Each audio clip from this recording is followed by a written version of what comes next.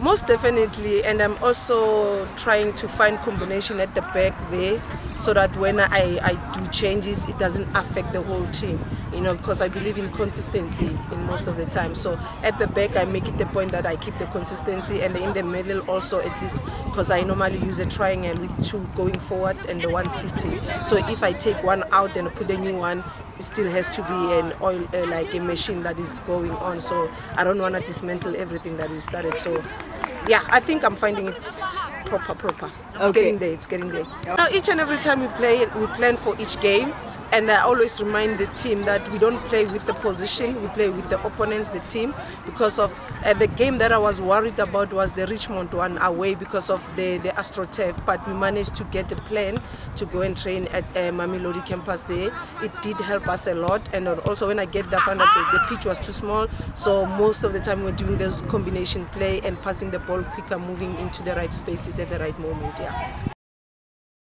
Most definitely, something that I always tell my players that now, remember, when you play with the opponent, you don't disrespect them in terms of their position on the log or in terms of their performance, because they're there to compete as well. So every game we need to take it serious, because I was preaching that during the week, starting of the week. I said, we're playing with my indies, it doesn't mean that it's the weaker team, it's just things they don't go right at that moment. But we need to keep the focus, because our main intention for this month is to collect maximum points.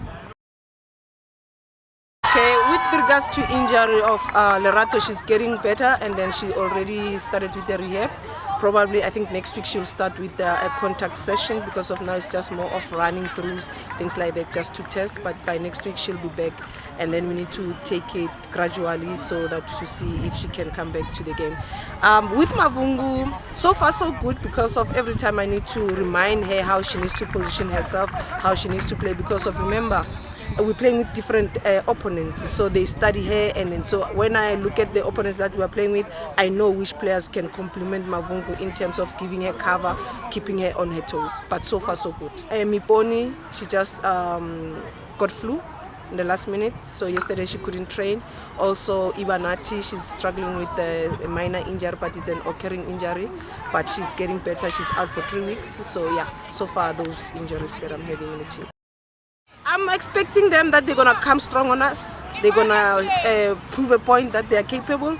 But with us, we need to have a strong mentality that we go there not focusing on their position, focusing that we're playing with my Indians, because it's for the first time we're meeting them in the league. We played, I think, with them last season while we were preparing for Sasol League. And then it was a tournament. So, yeah, they beat us 2-1, I think. Most definitely, because of we need to keep the balance, because remember, I always encourage them that education and sports needs to go hand in hand, but priority is education, because if you get injured and then it's going to take you out of the football career, you need to have something to fall back on. And I'm so proud of the players. I know it's not easy, but they are trying their best, but I'm very much proud of them.